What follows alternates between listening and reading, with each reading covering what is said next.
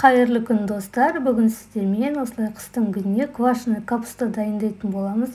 Өте дәмді болып шығады, міндетті түрде жасап көріңіздер. Бізге бар болғаны капуста мен сәбіз ғана қажет.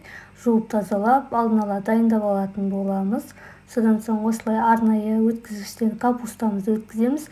Ол болмаса майдалап, тура баласы бір келкет, және де сәбізімізді жуып тазалап, осылай теркадан өткізетін боламыз. Менің каналыма әлі де тіркелмеген болсаңыз, каналымды көріп шықсаңыздар болады. Ыстық тағам, торттар, неше түрлі тәттілердің, банкалар, салаттардың барлығының рецептісі бар. Міндетті түрде қарап, тіркеліп алыңыздар жоғалтып алмау үшін. Осымен біздің сәбізіміз дайын. Капустамыз да осылай өте әдемі бір келкі болып шықты. Енді барлығын бір ыдысқа салып шығатын боламыз. Осымен дайын. Енді қанша мөлшерде жасап жатсыздар, соған қарай тұз қосатын боламыз. Жақсылап араластырып, арасында дәмін көріп тұрыңыздар. Осылай астынан үстіне қарай жақсылап араластырып, сәбіз бен капустамыз толықтай араласып, суы шығу қажет. Қатты-қатты осылай басып, мыжып шығыңыздар.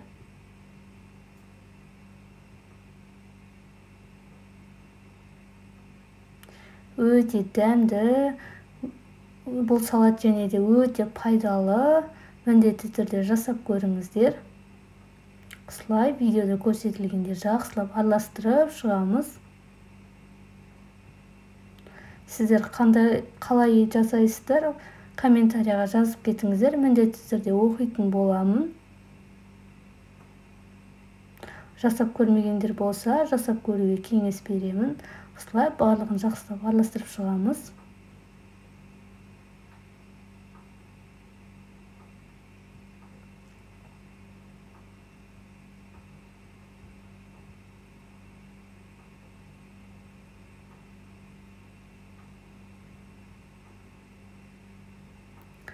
Осымен дайын болып қалды. Енді қалауларыңыз бойынша аскөк, петрушка қосуға болады. Мен осылай майдалап, аскөгімізді қостым. Енді барлығын жақсылап, тағы да араластырып алатын боламыз. Укроп та өте әдемі дәм беретін болады, иісі шығып. Осылай барлығын жақсылап араластырып аламыз.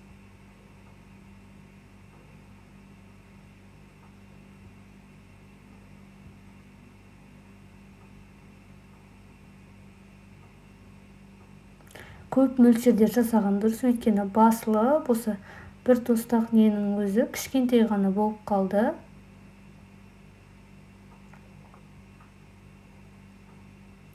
Енді банкамызға осылай салып шығатын боламыз. Аз мөлшерде осылай банкіге, көп болса кастрюль, шелекке дайындауға болады.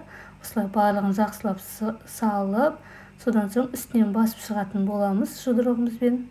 Қатты-қатты тығыз етіп салып, басып шығу қажет видеода көрсетілгендей.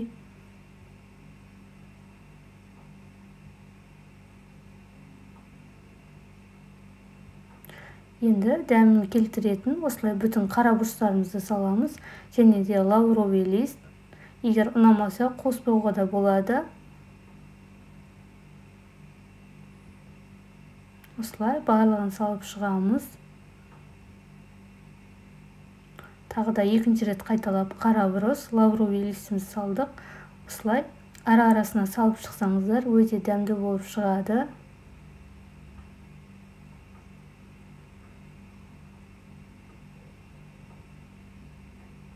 Осылай барлығын салып, тығыз етіп салғаннан кейін салқын жерге 3 күнге қойып қоясыздар. Өзі әбден суы шығып, өте дәмді болып шығады. Осымен дайын. Суын барлығын құйып шығасыздар ыдыстағы. Әбден үстінен басып дайындайтын боламыз. 3 күннен кейін кез келген уақытта жей бересіздер, өте керемет болып шығады. Видео ұнаса лайк басып, комментарий қалдырып кетіңіздер. Менің каналыма тіркелмеген болсаңыз, міндетті тіркеліп қойыңыздар. Баршаларыңызға ас болсын. Осылай керемет болып шықты.